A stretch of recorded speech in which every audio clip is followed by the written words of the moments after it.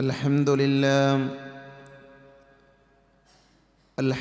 لله رب العالمين نحمده ونستعينه ونستغفره ونعوذ بالله من شرور أنفسنا ومن سيئات أعمالنا من يهده الله فلا مضل له ومن يضلل فلا هادي له أشهد أن لا إله إلا الله وحده لا شريك له وأشهد أن محمدًا عبده ورسوله اللهم صل على محمد وعلى آل محمد كما صليت على إبراهيم وعلى آل إبراهيم إنك حميد مجيد اللهم بارك على محمد وعلى آل محمد كما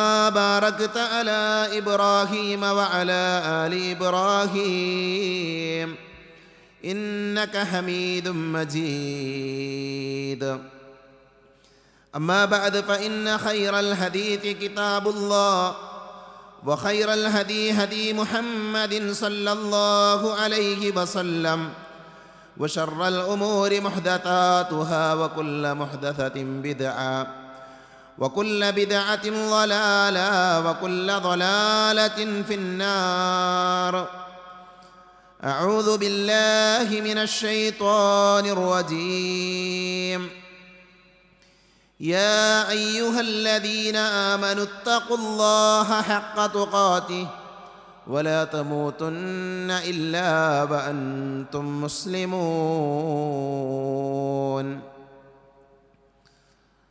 സ്നേഹാദരണീയരായ സഹോദരങ്ങളെ, സഹോദരികളെ, സർവ്വലോകരക്ഷിതാവായ അള്ളാഹുവിനെ സൂക്ഷിക്കണേ എന്ന് സംസാരിക്കുന്ന എന്നോടും കേൾക്കുന്ന നിങ്ങളോടും വളരെയധികം സ്നേഹത്തോടുകൂടെ ഓർമ്മപ്പെടുത്തുകയാണ്, ഉപദേശിക്കുകയാണ്. കഴിഞ്ഞ ഖുതുബകളിലൂടെ നമ്മൾ സംസാരിച്ചു കൊണ്ടിരിക്കുന്നത് നമ്മുടെ ജീവിതത്തിൽ നമ്മൾ ചെയ്യുന്ന സൽക്കർമ്മങ്ങൾ, പ്രവൃത്തികൾ, ആ പ്രവൃത്തികൾക്ക് ലഭിക്കുന്ന വലിയ പ്രതിഫലങ്ങളെക്കുറിച്ചാണ്. നമ്മുടെ അമലുകൾക്ക് ലഭിക്കുന്ന നേട്ടങ്ങളെക്കുറിച്ച് നബി സല്ലല്ലാഹു അലൈഹി വസല്ലമ പഠിപ്പിച്ച ഭാഗങ്ങളാണ് വിശദീകരിച്ചു കൊണ്ടിരിക്കുന്നത്. കഴിഞ്ഞ ഖുതുബയിൽ പരിശുദ്ധ ഇസ്ലാമിൻ്റെ അടിസ്ഥാന വിഷയമായ തൗഹീദുമായി ബന്ധപ്പെട്ട ഫضലുകൾ, അതിൻ്റെ ശ്രേഷ്ഠതകൾ നമ്മൾ മനസ്സിലാക്കുകയുണ്ടായി. ലാ ഇലാഹ ഇല്ലല്ലാ എന്ന പരിശുദ്ധമായ കലിമ നമ്മൾ പ്രഖ്യാപിക്കുന്നതിലൂടെ, നമ്മൾ പറയുന്നതിലൂടെ അല്ലാഹു സുബ്ഹാനഹു വ തആല വിശ്വാസികൾക്ക് നൽകുന്ന വലിയ വലിയ പ്രതിഫലങ്ങൾ നമ്മൾ കേട്ട് കഴിഞ്ഞു. ഇസ്ലാമിൽ തൗഹീദ് കഴിഞ്ഞാൽ ഒരാൾ വിശ്വാസിയായാൽ അയാളുടെ ജീവിതത്തിൽ പിന്നെ അയാൾ നിർവഹിക്കേണ്ട ഏറ്റവും പ്രാധാന്യമുള്ള ഇബാദത്ത് നമസ്കാരമാണ്. അതുകൊണ്ട് തന്നെ നമസ്കാരവുമായി ബന്ധപ്പെട്ട, നമസ്കാരത്തിലൂടെ നമുക്ക് ലഭിക്കുന്ന നേട്ടങ്ങൾ എന്തൊക്കെയാണ്, നമസ്കാരത്തിൻ്റെ വിഷയത്തിൽ നമ്മൾ ശ്രദ്ധിക്കേണ്ട കാര്യങ്ങൾ എന്തൊക്കെയാണ് എന്നതാണ് ഇന്നത്തെ ഖുതുബയിലൂടെ ഏതാനും ചില കാര്യങ്ങൾ എൻ്റെ സഹോദരങ്ങളുടെ ശ്രദ്ധയിൽപ്പെടുത്താൻ ആഗ്രഹിക്കുന്നത്. പരിശുദ്ധ ഇസ്ലാമിലെ നമസ്കാരത്തിൻ്റെ സ്ഥാനമെന്ന് പറഞ്ഞാൽ, ഇസ്ലാമിക ശരീഅത്ത് നിലകൊള്ളുന്നത് അത് ലാ ഇലാഹ ഇല്ലല്ലാഹിലാണ്, വിശ്വാസത്തിലാണ്. ഒരാൾ മുസ്ലിം ആകേണ്ടത് എങ്ങനെയാണ് എന്ന് നമുക്കറിയാം, ഷഹാദത്ത് കലിമ നമുക്കറിയാം. എന്നാൽ ആ ഷഹാദത്ത് കലിമ അംഗീകരിച്ച മനുഷ്യൻ അയാളുടെ ജീവിതത്തിൽ അയാൾ അനിവാര്യമായും മരണം വരെ കൊണ്ടു നടക്കേണ്ട ഇബാദത്താണ് നമസ്കാരം എന്നുള്ളത്. പ്രവാചകൻ സല്ലല്ലാഹു അലൈഹി വസല്ലമ നമസ്കാരത്തെക്കുറിച്ച് പറഞ്ഞത് ഇസ്ലാമിൻ്റെ അമൂദാണ്, തൂണാണ് നമസ്കാരം എന്നാണ്. വ അമൂദുഹു അസ്വല, ഇസ്ലാം നിലനിൽക്കുന്ന തൂണാണ് നമസ്കാരം. അങ്ങനെയാണ് പ്രവാചകൻ സല്ലല്ലാഹു അലൈഹി വസല്ലമ നമസ്കാരത്തെക്കുറിച്ച് പറഞ്ഞത്. മഹാനായ ഉബാദത്ത് ബിൻ സാമിത്ത് റളിയല്ലാഹു അൻഹു ഉദ്ധരിക്കുന്ന ഹദീസിൽ കാണാം, നബി സല്ലല്ലാഹു അലൈഹി വസല്ലം പറഞ്ഞു, ഖംസു സ്വലവാത്തിൻ ഇഫ്തറലഹുന്ന അല്ലാഹു അലാ ഇബാദി. അല്ലാഹു സുബ്ഹാനഹു വ തആല അവൻ്റെ ദാസന്മാരായ അവൻ്റെ അടിമകളായ ആളുകളുടെ മേൽ 5 നേരത്തെ നമസ്കാരം ഇഫ്തറല നിർബന്ധമാക്കിയിട്ടുണ്ട്, ഫറലാക്കിയിട്ടുണ്ട്. എന്നിട്ട് പ്രവാചകൻ പറഞ്ഞു, മൻ അഹ്സന വുളുഅഹുന്ന വസല്ലാഹുന്ന ലിവഖ്തിഹിന്ന വഅതമ്മ റുകൂഅഹുന്ന വസുജൂദഹുന്ന വഖുശൂഅഹുന്ന. ഒരു മനുഷ്യൻ അയാൾ വുളു പൂർണ്ണമായി എടുക്കുകയും നമസ്കാരത്തിൻ്റെ സമയത്ത് തന്നെ നമസ്കാരം നിർവഹിക്കുകയും ആ നമസ്കാരത്തിൽ അയാളുടെ റുകൂഅകൾ, സുജൂദുകൾ ഇതെല്ലാം ഭക്തിയോടുകൂടെ നിർവഹിക്കുകയും ചെയ്യുകയാണ് എങ്കിൽ നബി പറഞ്ഞു, കാന ലഹു അഹ്ദുൻ അലല്ലാഹി അൻ യഗ്ഫിറ ലഹു. അല്ലാഹു സുബ്ഹാനഹു വ തആല ആ മനുഷ്യനോടുള്ള കരാറാണ് അവന് പുറത്തു കൊടുക്കുക എന്നുള്ളത്. അല്ലാഹു എൻ്റെ പാപങ്ങൾ എന്ത് ചെയ്യും? പുറത്തു കൊടുക്കും. ആർക്ക്? നമസ്കാരം കൃത്യമായി നിർവഹിക്കുന്ന മനുഷ്യന്മാർക്ക്. നമ്മുടെയൊക്കെ ജീവിതത്തിൽ നമ്മുടെ അടുക്കൽ സംഭവിക്കുന്ന പാപങ്ങൾ, കുറ്റങ്ങളെല്ലാം ഉണ്ട്. അറിഞ്ഞു ചെയ്യുന്നത്, അറിയാതെ ചെയ്യുന്നത്, സ്വകാര്യമായി ചെയ്യുന്നത്, പരസ്യമായി ചെയ്യുന്നത്, ഒറ്റയ്ക്ക് ചെയ്യുന്നത്, കൂട്ടമായി ചെയ്യുന്നത്, അങ്ങനെ പല തിന്മകളും നമ്മളിൽ പല ആളുകളും പ്രവർത്തിക്കാറുണ്ട്. അല്ലാഹു നമ്മളെ കാത്തുരക്ഷിക്കുമാറാകട്ടെ. ആ തിന്മകളിൽ നിന്ന്, അത്തരം പാപങ്ങൾ പൊറുക്കപ്പെടാനുള്ള ഒരു വഴിയാണ് ഏത്? നമസ്കാരം എന്നുള്ളത്. അതുകൊണ്ട് തന്നെയാണ് പ്രവാചകൻ സല്ലല്ലാഹു അലൈഹി വസല്ലം പറഞ്ഞത്, നമസ്കാരം ഒരു കാരണവശാലും വിശ്വാസികൾ എന്ത് ചെയ്യാൻ പാടില്ല? ഒഴിവാക്കാൻ പാടില്ല. നമസ്കാരത്തെക്കുറിച്ച് നമ്മൾ പഠിക്കുമ്പോൾ അതിൻ്റെ ഗൗരവം നമുക്ക് മനസ്സിലാകും. യാത്രക്കാരനാണോ? നമസ്കരിക്കണം. രോഗിയാണോ? നമസ്കരിക്കണം. യുദ്ധത്തിൽ പോലും നമസ്കരിക്കണം എന്നുള്ളതാണ് ഇസ്ലാമിൻ്റെ കൽപ്പന. യുദ്ധരംഗത്ത് പോലും നമസ്കരിക്കണമെങ്കിൽ ആ നമസ്കാരത്തിൻ്റെ പ്രാധാന്യം എത്രയാണ്? പ്രവാചകൻ സല്ലല്ലാഹു അലൈഹി വസല്ലമയുടെ സമീപത്തേക്ക് ഒരു മനുഷ്യൻ വന്നിട്ട് നബിയോട് ചോദിക്കുന്നുണ്ട്. അയാൾ ബവാസീർ ബാധിച്ച, അഥവാ രക്തം പോകുന്ന ഒരു അസുഖം ബാധിച്ച മനുഷ്യനാണ്. അയാൾ രോഗിയാണ്. ആ മനുഷ്യൻ നബിയോട് നമസ്കാരത്തെക്കുറിച്ച് ചോദിച്ചപ്പോൾ നബി പറഞ്ഞു, സ്വല്ലി ഖായിമൻ, നീ നിന്ന് നിസ്കരിക്കണം. നിന്നാണ് നിസ്കരിക്കേണ്ടത്. നിന്ന് നമസ്കരിക്കുക എന്നുള്ളത് നമസ്കാരത്തിൻ്റെ റുക്കിനാണ്. കഴിവുള്ള ആളുകൾ നിന്നുകൊണ്ട് നിസ്കരിക്കാൻ പറ്റുള്ളൂ, ഇരുന്ന് നിസ്കരിക്കാൻ പറ്റൂല. നിർബന്ധ നമസ്കാരം. അപ്പം നബി പറയും, സ്വല്ലി ഖായിമൻ, നീ എന്ത് ചെയ്യണം? നിന്ന് നമസ്കരിക്കണം. ഫഇല്ലം തസ്തതി ഫഖായിദൻ, നിനക്ക് നിന്ന് നിസ്കരിക്കാൻ പറ്റൂലെങ്കിൽ നീ എന്ത് ചെയ്യണം? ഇരുന്ന് നിസ്കരിക്കണം. വീണ്ടും പറഞ്ഞു, ഫഇല്ലം തസ്തതി, നിനക്ക് ഇരുന്ന് നിസ്കരിക്കാനും പറ്റുന്നില്ലേ, ഫഅലാ ജൻബി, നീ കടന്നിട്ടെങ്കിലും നിസ്കരിക്കണം. അപ്പോൾ നോക്കൂ നിങ്ങൾ, ഒരു മനുഷ്യൻ അയാൾ നിന്നാണ് നിസ്കരിക്കേണ്ടത്. നിന്ന് നിസ്കരിക്കാൻ പറ്റില്ലെങ്കിൽ ഇരുന്ന് നിസ്കരിക്കണം. ഇരിക്കാനും പറ്റില്ല, കിടക്കണം. ഇതിനർത്ഥം എന്താ? നിസ്കാരം ഒഴിവാക്കാൻ പറ്റൂല എന്നാണ്. ഒരു മനുഷ്യൻ്റെ ജീവിതത്തിൻ്റെ ആ നിൽക്കാൻ സാധിക്കുന്ന അവസ്ഥയിൽ നിന്ന് നിസ്കരിക്കണം. നിൽക്കാൻ പറ്റാത്ത അവസ്ഥ വന്നാൽ ഇരുന്ന് നിസ്കരിക്കണം. ഇരിക്കാനും പറ്റാത്ത അവസ്ഥ വന്നാൽ കിടന്നിട്ടെങ്കിലും നിസ്കരിക്കണം. നിസ്കാരം ഒഴിവാക്കാൻ പാടില്ല. അതാണ് നമസ്കാരത്തിൻ്റെ ഗൗരവം. ഈ ഒരൊറ്റ ഹദീസിനെ മുന്നിൽ വെച്ച് നമ്മൾ ആലോചിച്ചാൽ മതി, നമസ്കാരത്തിൻ്റെ വിഷയത്തിൽ ഞാനും നിങ്ങളൊക്കെ എവിടെയാണുള്ളത്. നമസ്കാരം എന്ന് പറഞ്ഞാൽ അള്ളാഹുമായിക്കൊണ്ടുള്ള മുനാജാത്താണെന്ന് പറയാം. മുനാജാത്ത് എന്ന് പറഞ്ഞാൽ അഭിമുഖ സംഭാഷണം. നമ്മളൊരാളോട് സംസാരിക്കുന്നത് പോലെ അള്ളാഹുമായിക്കൊണ്ടുള്ള മുനാജാത്താണ്, സംസാരമാണെന്ത്? നമസ്കാരം എന്നുള്ളത്. മഹാനായ അലി റളിയല്ലാഹു അൻഹു അദ്ദേഹം പറഞ്ഞൊരു വാചകമുണ്ട്. അദ്ദേഹം പറഞ്ഞു, എനിക്ക് അള്ളാഹു സുബ്ഹാനഹു വ തആലയോട് സംസാരിക്കണം എന്നെനിക്ക് തോന്നുമ്പോൾ, എൻ്റെ റബ്ബായ പടച്ചവനോട് സംസാരിക്കണമെന്ന് തോന്നുമ്പോൾ ഞാൻ എന്ത് ചെയ്യും? ഞാൻ നിസ്കരിക്കാൻ വേണ്ടി പോകും. ആ പറഞ്ഞതിൻ്റെ അർത്ഥം എന്താ? നമസ്കാരത്തിലൂടെ ഒരു അടിമ അവൻ്റെ റബ്ബുമായി സംസാരിക്കുകയാണ്. വിശുദ്ധ ഖുർആനിലെ സൂറത്തുൽ ഫാത്തിഹ, ആ ഫാത്തിഹയുമായി ബന്ധപ്പെട്ട വിശദീകരണത്തിൽ കാണാം, നിസ്കാരത്തിൻ്റെ ഹദീത്തുകളിൽ കാണാം, ഒരു മനുഷ്യൻ ഫാത്തിഹ ഓതുമ്പോൾ അള്ളാഹു സുബ്ഹാനഹു വ തആല എന്ത് ചെയ്യുന്നുണ്ട്? നമ്മളോട് സംസാരിക്കുന്നുണ്ട്. അതിൽ പറയുന്നതിന് അള്ളാഹു മറുപടി പറയുന്നുണ്ട്. വളരെ വിശാലമായ സുദീർഘമായ ഹദീത്താണ്. മറ്റൊരു സന്ദർഭത്തിൽ നമുക്ക് വിശദീകരിക്കാം. അപ്പോൾ നോക്കൂ നിങ്ങൾ, നമസ്കാരം എന്ന് പറഞ്ഞാൽ എന്താ? അള്ളാഹുമായി കൊണ്ടുള്ള മുനാജാത്താണ്, അള്ളാഹുമായി കൊണ്ടുള്ള സംസാരമാണ്. മനസ്സിലായില്ലേ? വേറെ ഒരു മനുഷ്യൻ അവൻ്റെ റബ്ബുമായി ഏറ്റവും അടുക്കുന്ന സമയം ഏതാ അറിയോ? സുജൂദാണ്. അതെവിടെയുള്ളത്? അത് നിസ്കാരത്തിലാണ്. അപ്പോൾ നമസ്കാരത്തിൻ്റെ പ്രാധാന്യമാണ് ഈ ഹദീത്തുകളെല്ലാം നമ്മളെ പഠിപ്പിക്കുന്നത്. നമസ്കാരത്തിൻ്റെ മതവിധിയായി സാധാരണ പറയാ, നിങ്ങൾ നിസ്കാരം ചെയ്യണം, നിലനിർത്തണം. നമസ്കാരത്തിൻ്റെ വിഷയത്തിലെ പ്രയോഗം പോലും നല്ല ഭംഗിയുള്ള പ്രയോഗമാണ്. നമസ്കരിക്കണമെന്ന് ഖുർആൻ പറഞ്ഞിട്ടില്ല. നമസ്കരിക്കണമെന്ന് ഖുർആനിൽ എവിടെയും കാണാൻ പറ്റില്ല. അപ്പോൾ നോക്കൂ, നിങ്ങൾ സക്കാത്തിനെ കുറിച്ച് പറഞ്ഞത് വആതു സക്കാ, നിങ്ങൾ സക്കാത്ത് കൊടുക്കണമെന്നാണ്. സക്കാത്ത് കൊടുക്കണം എന്നാണ്. ഹജ്ജിനെ കുറിച്ച് പറഞ്ഞെന്താ? ഹജ്ജ് ചെയ്യണമെന്നാണ്. ഹജ്ജ് ചെയ്യണമെന്നാണ്. വഅതിമ്മുൽ ഹജ്ജ മനിസ്തതഅ ഇലൈഹി സബീല, സാധിക്കുന്ന ആളുകൾ കഅബത്തിങ്കൽ പോയി ഹജ്ജ് ചെയ്യണം എന്ന കൽപ്പന.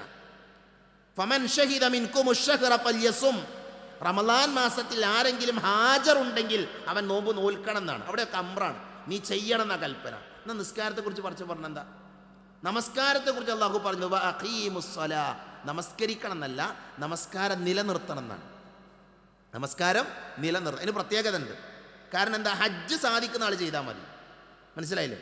നോമ്പ് ആരോഗ്യമുള്ളയാൾ, യാത്രക്കാരനല്ലാത്ത ആളാണ് നോമ്പ് നോൽക്കേണ്ടത്. യാത്രക്കാരൻ നോമ്പിൽ ഇളവുണ്ട്, രോഗികൾക്ക് ഇളവുണ്ട്. എന്നാൽ നമസ്കാരം അങ്ങനെയല്ല. അതേപോലെ തന്നെ ഹജ്ജും നോമ്പുമെല്ലാം വർഷത്തിൽ ഒരു മാസമാണ് നോമ്പ്. അതേപോലെ തന്നെ ഹജ്ജോ ആയുസിലൊരു തവണ ചെയ്താൽ മതി, നിർബന്ധമുള്ളത് ഒരു തവണ മാത്രമാണ്. സക്കാത്ത് സമ്പത്തുള്ളവനാണ് കൊടുക്കേണ്ടത്. എന്നാൽ നിസ്കാരം എങ്ങനെയാണോ? നമസ്കാരം പ്രായപൂർത്തിയായ സമയം മുതൽ മരിക്കുന്നത് വരെ ചെയ്യേണ്ട ഇബാദത്താണ് നമസ്കാരം. മരിക്കുന്നത് വരെ ചെയ്യണം. അതിലൊരു അളവുമില്ല. നമസ്കാരത്തിൽ അളവില്ല. നമസ്കാരം എന്ന് പറയുന്ന കർമ്മം എല്ലാവരും ഗൗരവത്തിൽ കാണുകയും അവരത് നിർവഹിക്കുകയും ചെയ്യണം.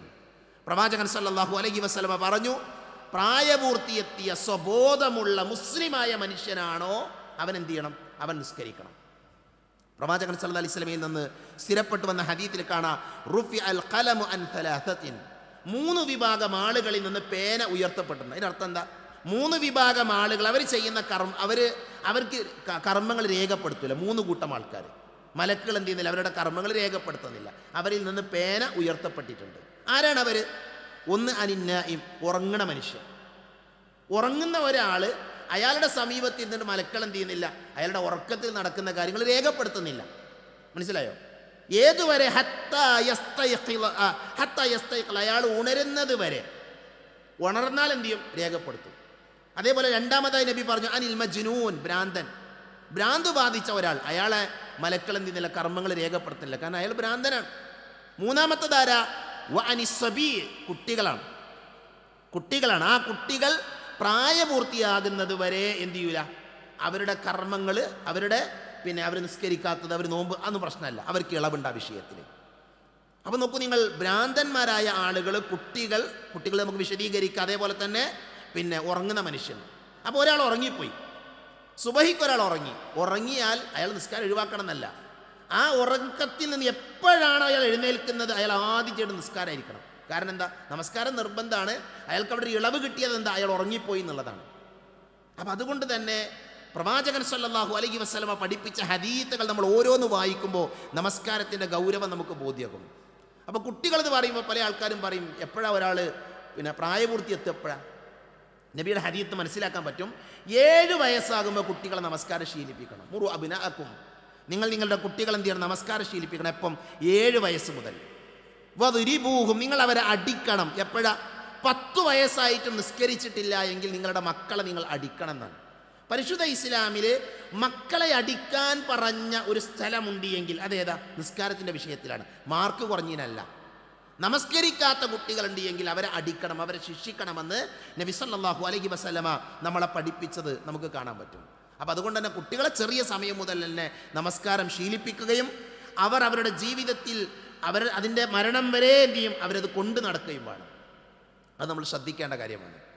ഇനി പ്രവാചകൻ സല്ലല്ലാഹു അലൈഹി വസല്ലം ഖുർആനിലെ സൂറത്ത് തൗബയിലെ 11-ാമത്തെ ആയത്തിൽ പറഞ്ഞു, ഫഇൻ താബു വഅഖാമുസ്സലാത വആതുസ്സകാ ഫഇഖ്വാനുകും ഫിദ്ദീൻ. വളരെ ഗൗരവത്തിൽ നമ്മൾ പഠിക്കേണ്ട ഒരു ആയത്താണിത്. എന്താ ഈ ആയത്തിൽ അല്ലാഹു പറയുന്നത്? ഫഇൻ താബു വഅഖാമുസ്സലാത വആതുസ്സകാ ഫഇഖ്വാനുകും ഫിദ്ദീൻ. എന്നാൽ അവർ പശ്ചാത്തപിക്കുകയും നമസ്കാരം മുറ പോലെ നിർവഹിക്കുകയും സകാത്ത് നൽകുകയും ചെയ്യുന്ന പക്ഷം അവർ മതത്തിൽ നിങ്ങളുടെ സഹോദരങ്ങളാകുന്നു. ഫഇഖ്വാനുകും ഫിദ്ദീൻ, മതത്തിൽ അവർ നിങ്ങളുടെ സഹോദരങ്ങൾ. ആരാണ് മതത്തിൽ നമ്മുടെ സഹോദരങ്ങൾ? നമസ്കരിക്കുന്നവരാണ്, സകാത്ത് കൊടുക്കുന്നവരാണ്. അവൻ നിസ്കരിക്കാത്തവൻ ആരല്ല? അവൻ നമ്മുടെ സഹോദരനല്ല. സകാത്ത് കൊടുക്കാത്തവൻ അവൻ ആരല്ല? അവൻ നമ്മുടെ സഹോദരനല്ല. അതിൻ്റെ അർത്ഥം എന്താ? നമസ്കാരത്തിൻ്റെ പ്രാധാന്യമാണ് ആ വാചകത്തിൽ നിന്ന്, ആയത്തിൽ നിന്ന് നമുക്ക് മനസ്സിലാക്കാൻ സാധിക്കും. നബി പറഞ്ഞു, ഇന്ന ബൈന റജുലി വബൈന ശിർക്കി വൽ കുഫ്രി തർക്കുസ്സലാം. ഒരു മുസ്ലിമിനെയും അമുസ്ലിമിനെയും വേർതിരിച്ചറിയുന്നത് എങ്ങനെയാ? ഓൻ നിസ്കരിക്കുന്നുണ്ടോ നോക്കിയാൽ മതി. മുസ്ലിം ആണെങ്കിൽ നിസ്കരിക്കണം, മുസ്ലിം അല്ലാത്തവൻ നിസ്കരിക്കൂല. അപ്പം നമസ്കാരം ഉപേക്ഷിച്ചാൽ അവൻ ആരാ? അല്ലഹുദല്ലദീ ബൈനനാ വബൈനഹുമുസ്സലാ ഫമൻ തറകഹ ഫഖദ് കഫറ. നമസ്കാരം ഉപേക്ഷിച്ചവൻ കാഫിറാണ്. എത്ര ഹദീസുകളുണ്ട് അറിയോ നമസ്കാരത്തിൻ്റെ ഗൗരവം ബോധ്യപ്പെടുത്തുന്ന. പക്ഷെ വർത്തമാന കാലഘട്ടത്തിലെ ആളുകൾ നമസ്കാരത്തെ ഗൗരവമായി കാണുന്നില്ല. നമസ്കാരത്തിൻ്റെ പ്രാധാന്യം, അതിൻ്റെ ശ്രേഷ്ഠത, അതിലൂടെ ഒരു വിശ്വാസിക്ക് ലഭിക്കുന്ന മഹത്വം, ഇതൊന്നും വിശ്വാസികളിൽ പല ആളുകളും മനസ്സിലാക്കുന്നില്ല.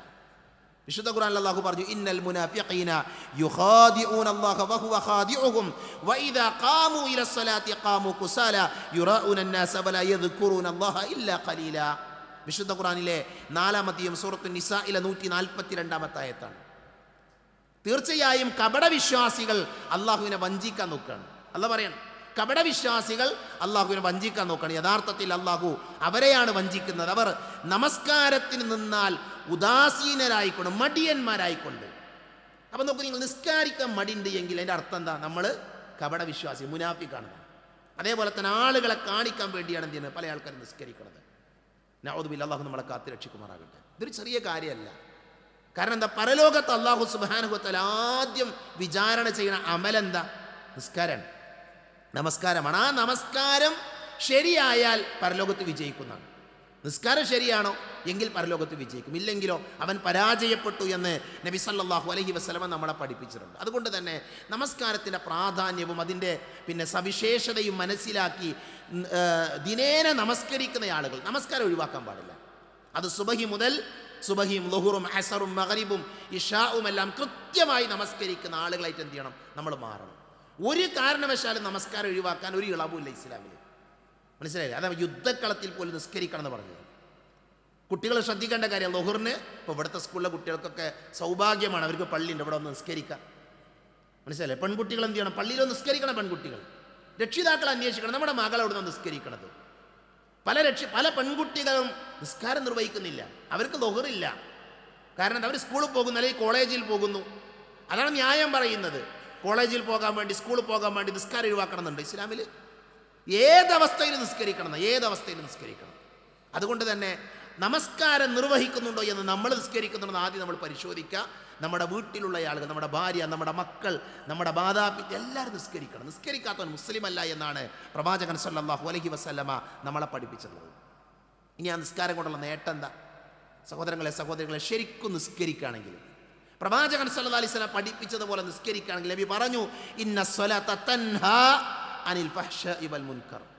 ഒരാൾ നന്നായി നിസ്കരിക്കുന്ന ആളാണെങ്കിൽ അയാളെ ആ നമസ്കാരം തിന്മകളിൽ നിന്ന് അകറ്റി നിർത്തുന്നതാണ്. ഇത് ആലോചിച്ചാൽ മതി. നമ്മുടെ നിസ്കാരം ശരിയാണോ തെറ്റാണോ എന്ന് മനസ്സിലാക്കാനുള്ള ഒരു മാനദണ്ഡമാണ് എന്ത്? ഞാനും നിങ്ങൾ തെറ്റുകൾ ചെയ്യുന്നവരാണ്. അരുതാത്തത് കാണുക, കേൾക്കുക, പറയുക, ഇങ്ങനെ തോന്നിവാസം പ്രവർത്തിക്കുക, കച്ചവടത്തിൽ വഞ്ചന കാണിക്കുക, ആൾക്കാരെ പറ്റിക്കുക, എല്ലാ തിന്മകളും നമ്മുടെ ജീവിതത്തിലുണ്ട് എങ്കിൽ അതിൻ്റെ അർത്ഥം എന്താ? നമ്മുടെ നിസ്കാരം ശരിയല്ല എന്നാണ്. നമ്മുടെ നമസ്കാരം ശരിയല്ല എന്നാണ്.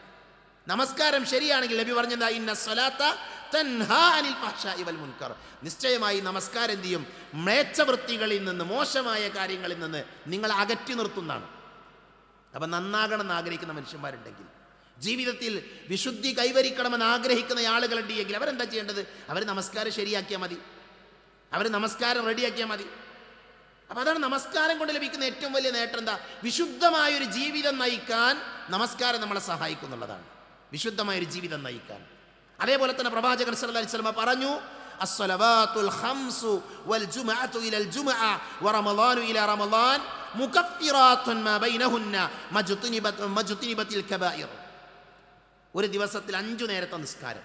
ഒരാൾ സുബഹി നിസ്കരിച്ചു, ഒരാൾ എന്ത് ചെയ്തു? ളുഹുർ നിസ്കരിച്ചു.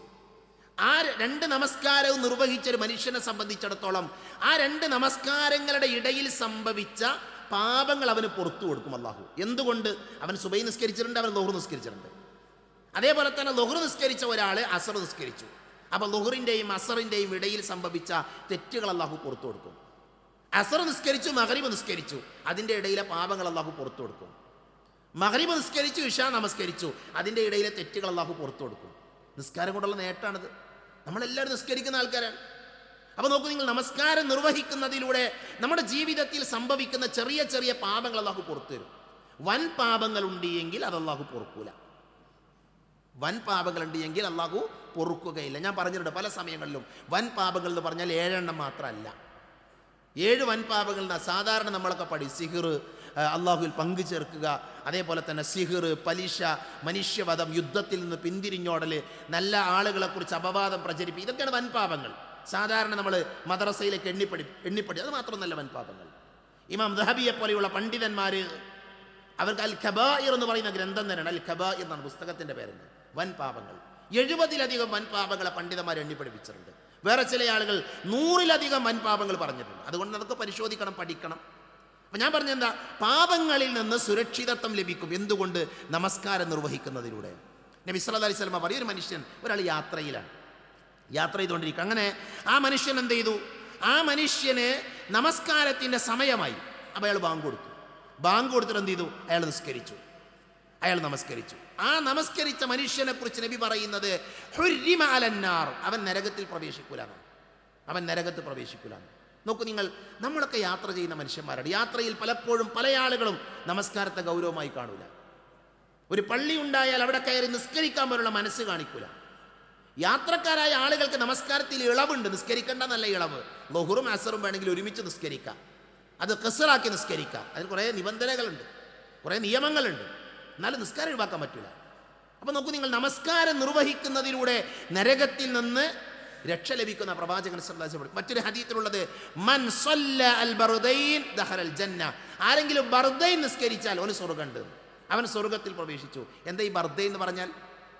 ബർദൈൻ എന്ന് പറഞ്ഞാൽ അതുകൊണ്ട് ഉദ്ദേശിക്കുന്നത് അസർ നമസ്കാരവും സുബഹി നമസ്കാരവുമാണ് എന്ന് ഹദീസിൽ കാണാൻ പറ്റും. അപ്പോൾ സുബഹിയും അസർ നിസ്കരിച്ചാൽ അവൻ എന്തുണ്ടെന്നാ? അവന് സ്വർഗ്ഗമുണ്ട് എന്നാ. അതിൻ്റെ അർത്ഥം ബാക്കി നിസ്കരിക്കേണ്ടെന്നല്ല. ആ നമസ്കാരത്തിന് പ്രത്യേകത ഉണ്ട്. ആ 2 നമസ്കാരത്തിന് മലക്കുകൾ സാക്ഷികളാകുന്ന നമസ്കാരമാണ്. അതാണ് നമസ്കാരത്തിൻ്റെ പ്രത്യേകത. ആ രണ്ട് നമസ്കാരത്തിന് എന്തുണ്ടാവും? മലക്കുകൾ സാക്ഷിയാകും. ഒന്ന് രാത്രിയുടെ മലക്കുകളും പകലിലെ മലക്കുകളും. ഓരോ രാവും പകലിലും ഇറങ്ങി വരുന്ന മലക്കുകളുണ്ട്. അവർ 2 മലക്കുകളും സംഗമിക്കുന്ന സമയമാണ് സുബഹിയുടെയും അതേപോലെ തന്നെ അസറിൻ്റെയും സമയം. അതുകൊണ്ടാണ് നബി പറഞ്ഞത്, മൻ സല്ല അൽ ബർദൈൻ ദഖലൽ ജന്ന. മറ്റൊരു ഹദീസിൽ കാണാം, ലൻ യലിജൻ നാറ അഹദുൻ സല്ല ഖബ്ല തുലൂഇ ശംസി വ ഖബ്ല ഗുറൂബിഹാ. ഒരാൾ എന്ത് ചെയ്യില്ല? അയാളെ നരകം സ്പർശിക്കുകയില്ല. ആരെയാണത്? അയാൾ സുബഹി നിസ്കരിച്ചു, അതേപോലെ തന്നെ അസർ നിസ്കരിച്ചു. അയാളെ നരകം സ്പർശിക്കുകയില്ല. യഅനി അൽ ഫജ്ർ വൽ അസർ. ഇവ മുസ്ലിം ഉദ്ധരിക്കുന്ന ഹദീത്താണ്. അയാളെ നരകം സ്പർശിക്കൂലെന്ന്. പല ആൾക്കാർ അസർ നിസ്കാരത്തിൽ അമാന്തം കാണിക്കുന്ന ആൾക്കാരാണ്. അസർ ശ്രദ്ധിക്കാത്ത ആൾക്കാരാണ്. ഒന്ന് ജോലി കഴിഞ്ഞ് വീട്ടിലേക്ക് വരുന്ന നേരം അതുകൊണ്ട് വിട്ടുപോകും. കച്ചവടക്കാർ ഉറങ്ങണ നേരം ഉച്ചക്കൊക്കെ ഒന്ന് ഉറങ്ങും. എന്നിട്ട് എന്ത് ചെയ്യും? അസർ നിസ്കരിക്കാൻ വേണ്ടി മടി കാണിക്കും.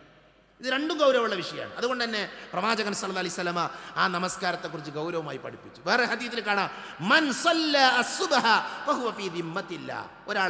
അയാൾ എന്ത് ചെയ്തു? അയാൾ സുബഹി നിസ്കരിച്ചു ജമാഅത്തായിട്ട്. അവൻ അന്ന് അള്ളാഹിൻ്റെ സംരക്ഷണത്തിലാണെന്ന്. അള്ളാഹുവിൻ്റെ ദിമ്മത്ത് എന്ന് പറഞ്ഞാൽ എന്താ? അള്ളാഹു നമ്മളെ സംരക്ഷിക്കുന്നു. എന്തൊരു ഭാഗ്യമാണത്. അപ്പം അതിന് വേണ്ട എന്താ? നമ്മൾ സുബഹിക്ക് ജമാഅത്തിൽ പങ്കെടുക്കുക എന്നുള്ളതാണ്. സഹോദരങ്ങളെ, ആത്മാർത്ഥമായിട്ട് ആലോചിച്ചു. ഇന്നത്തെ ദിവസം സുബഹിൻ്റെ ജമാഅത്തിൽ നമ്മൾ ആരൊക്കെ പങ്കെടുത്തു? നമ്മുടെ നാട്ടിലുള്ള, നമ്മുടെ വീടിൻ്റെ സമീപത്തുള്ള പള്ളിയിൽ പോയി 2 റക്അത്ത് ജമാഅത്തായി നിസ്കരിക്കാൻ നമ്മളിൽ എത്ര ആളുകൾക്ക് പറ്റി? ജുമാക്ക് വരുന്ന അതേ ഗൗരവമല്ലേ സുബഹി നമസ്കാരത്തിന്? ഒരു തടസ്സമില്ലാത്ത സമയം സുബഹി നമസ്കാരം എന്ന് പറഞ്ഞാൽ. എല്ലാവരും ഉറങ്ങിക്കിടക്കുന്ന നേരമാണ്. ഒന്ന് 4:30 മണിക്കോ അല്ലെങ്കിൽ 4:45 ഒന്ന് എഴുന്നേറ്റ്, അല്ലേ? 5:30 മണിക്കൊക്കെയാണ് പല പള്ളികളും നിസ്കാരം നടത്തുന്നത്. 5:30 എന്ന് പറഞ്ഞാൽ 6 മണിൻ്റെ സമീപത്താണ്. ഉറക്കം പോലും നഷ്ടപ്പെടുന്നില്ല. പക്ഷെ നമ്മൾ പല ആളുകൾക്കും പറ്റുന്നില്ല, പല ആളുകൾക്കും കഴിയുന്നില്ല. അതുകൊണ്ട് ഇത് ഗൗരവമായി കാണേണ്ട കാര്യമാണ്. സുബഹി ജമാഅത്ത് നഷ്ടപ്പെടുത്താൻ പാടില്ല. പ്രവാചകൻ പറഞ്ഞു, ലൈസ സ്വലാത്തുൻ അസ്ഖല അലൽ മുനാഫിഖീന മിനൽ ഫജ്രി വൽ ഇശാ. മുനാഫിക്കുകൾക്ക് ഏറ്റവും ഇടങ്ങേറുള്ള നിസ്കാരം അറിയോ? അത് സുബഹിയും അതേപോലെ തന്നെ ഇഷാവുമാണ് എന്ന് പ്രവാചകൻ സല്ലല്ലാഹു അലൈഹി വസല്ലം പഠിപ്പിച്ചിട്ടുണ്ട്. സുബഹിയും അതേപോലെ തന്നെ ഇഷാവുമാണ്. അതുകൊണ്ട് തന്നെ സുബഹി നമസ്കാരം നമ്മൾ ശ്രദ്ധിക്കണം. ഒരു രാത്രി മുഴുവൻ നിസ്കരിച്ച കൂലി കിട്ടുന്ന നബി പറഞ്ഞു. ഒരു രാത്രി മുഴുവൻ നിസ്കരിച്ച കൂലി എങ്ങനെ? ഒരാൾ ഇഷാ നമസ്കാരം ജമാഅത്തായി നിസ്കരിച്ചു, പള്ളിയിൽ പോയി ജമാഅത്തായി നിസ്കരിച്ചു. അങ്ങനെയാണ് എങ്കിൽ രാത്രിയുടെ പകുതി നിസ്കരിച്ച കൂലി ഓനുണ്ട്. സ്വഹീഹായ ഹദീത്താണത്. രാത്രിൻ്റെ പകുതി നിസ്കരിച്ച കൂലി. വേറെ ആളെന്ത് ചെയ്തു? അയാൾ സുബഹിയും ജമാഅത്തായി നിസ്കരിച്ചു. അങ്ങനെയാണെങ്കിൽ രാത്രി മുഴുവനും നിസ്കരിച്ച കൂലി, നിന്ന് നിസ്കരിച്ച കൂലി അവന് കിട്ടുന്നു. സഹോദരങ്ങളിൽ, നമ്മൾ നിസ്കരിക്കുന്ന ആൾക്കാരാണ്, നമ്മളൊക്കെ നിസ്കാരം നമ്മൾ നിർവഹിക്കുന്ന ആൾക്കാരാണ്. ഈ നമസ്കാരത്തിലൂടെ ഇങ്ങനെയുള്ള വലിയ പ്രതിഫലങ്ങൾ ഒളിഞ്ഞുകിടപ്പുണ്ട്, നമ്മളത് മനസ്സിലാക്കണം. അപ്പോഴാണ് നമസ്കാരത്തോട് കൂടുതൽ താല്പര്യം ഉണ്ടാകുക. അതുകൊണ്ട് എന്ത് വേണം? പ്രവാചകൻ സല്ലല്ലാഹു അലൈഹി വസല്ലമ പഠിപ്പിച്ച നമസ്കാരങ്ങൾ കൃത്യമായി പാലിക്കാൻ നമ്മൾ തയ്യാറാകണം. പ്രവാചകൻ പറഞ്ഞു, 40 ദിവസം തുടർച്ചയായിട്ടൊരാൾ ജമാഅത്തായി നിസ്കരിക്കുകയാണെങ്കിൽ, ഒരു വക്തും നഷ്ടപ്പെടുത്താതെ 40 ദിവസം തുടർച്ചയായി ജമാഅത്ത് നിസ്കരിച്ചാൽ, മൻ സ്വല്ല 40 യൗമൻ ഫീ ജമാഅത്തിൻ സ്വലാത്തിൽ ഫജ്ർ നമസ്കാരം 40 ദിവസം തുടർച്ചയായി നിസ്കരിച്ചു, അതേപോലെ ഇശാ നമസ്കാരം നിസ്കരിച്ചു, അങ്ങനെയാണ് എങ്കിൽ നിഫാഖിൽ നിന്ന്, കപടതയിൽ നിന്ന് അവന് രക്ഷ കിട്ടുന്നതാണ്. അവൻ മുനാഫിക്കാവൂല. അപ്പോൾ ഒന്ന് പേനയും പേപ്പറൊക്കെ എടുത്ത് ഒരു വക്ത് പോലും നഷ്ടപ്പെടാതെ എന്ത് ചെയ്യുക? ജമാഅത്തായി നിർവഹിക്കുക. അതിന് അവസരം ഉണ്ടാക്കുക. അത് നിഫാഖിൽ നിന്നുള്ള സംരക്ഷണമാണ് എന്ന് നബി സല്ലല്ലാഹു അലൈഹി വസല്ലം പഠിപ്പിച്ചിട്ടുണ്ട്. അതേപോലെ തന്നെ പരലോകത്ത് നമസ്കാരം വെളിച്ചമാകും, തെളിവാകും എന്നൊക്കെ പ്രവാചകൻ സല്ലല്ലാഹു അലൈഹി വസല്ലം പഠിപ്പിച്ച ഹദീസിൽ നമുക്ക് കാണാൻ പറ്റും. പരലോകത്ത് വിജയം ലഭിക്കുന്ന നമസ്കാരത്തിലൂടെയാണ്. ഒരാൾ പരലോകത്ത് അയാളുടെ വിജയവും പരാജയവും, ഈമാനുള്ള ഒരാളുടെ വിജയവും പരാജയവും അല്ലാഹു തീരുമാനിക്കുന്ന നിസ്കാരത്തിലൂടെയാണ്. അതുകൊണ്ട് നമസ്കാരത്തിൻ്റെ ഗൗരവം നമ്മൾ മനസ്സിലാക്കി എന്ത് ചെയ്യുക? കൃത്യമായി നമസ്കാരം നിർവഹിക്കുന്ന ആളുകളാവുക. ആ നമസ്കാരത്തിലൂടെ ലഭിക്കുന്ന പ്രതിഫലങ്ങൾ നേടിയെടുക്കാൻ വേണ്ടി നമ്മൾ പരിശ്രമിക്കുക. അല്ലാഹു നമ്മെ അനുഗ്രഹിക്കുമാറാകട്ടെ.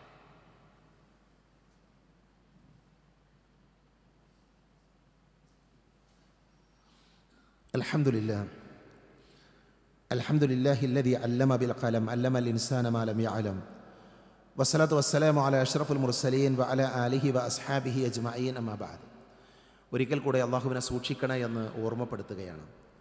മദീനത്തെ പള്ളിയിൽ നബി സല്ലല്ലാഹു അലൈഹി വസല്ലമ സഹാബികളുടെ കൂടെ ഇരിക്കുമ്പോൾ ആ പള്ളിയിലേക്കൊരു മനുഷ്യൻ കടന്നു വന്നു. ആ മനുഷ്യൻ സലാം പറഞ്ഞു. എന്നിട്ട് അയാൾ നമസ്കാരം നിർവഹിക്കാൻ വേണ്ടി ആരംഭിച്ചു. നമസ്കാരമെല്ലാം പൂർത്തീകരിച്ചു. നബിയുടെ സമീപത്തേക്ക് അയാൾ വന്നു. നബി സല്ലല്ലാഹു അലൈഹി വസല്ലമയോട് സലാം പറഞ്ഞു. നബി സലാം മടക്കി.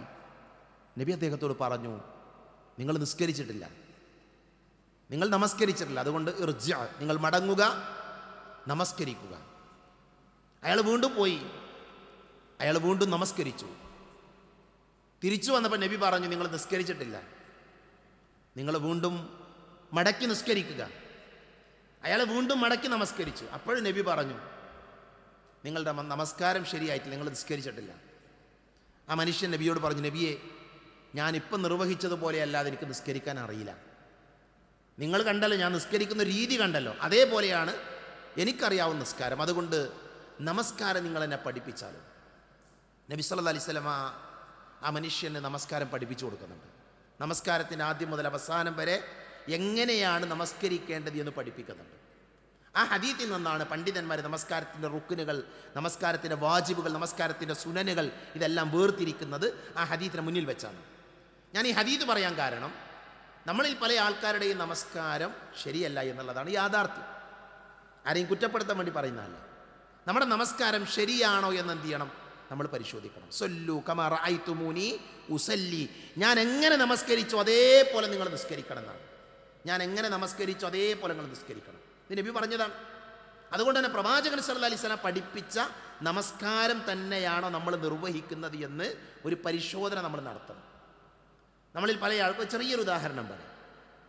നമ്മൾ നമസ്കാരത്തിൽ തശഹുദിൽ എപ്പോഴാണ് വിരൽ ചൂണ്ടാറുള്ളത്? തശഹുദിൽ നമ്മൾ വിരൽ ചൂണ്ടാറുള്ളത്, പല ആളുകളും വിരൽ ചൂണ്ടാറുള്ളത് അത്തഹിയാത്ത് ചൊല്ലി, അത്തഹിയാത്തിൽ അഷ്ഹദു അല്ലാ ഇലാഹ ഇല്ലല്ലാഹ് വ അഷ്ഹദു അന്ന മുഹമ്മദർ റസൂലുള്ളാഹ് എന്ന് പറയുന്ന ആ വാചകം പറയുമ്പോഴാണ് പല ആൾക്കാരും വിരൽ ചൂണ്ടാണ്. എന്താണ് അതിലുള്ള തെളിവെന്താണ്?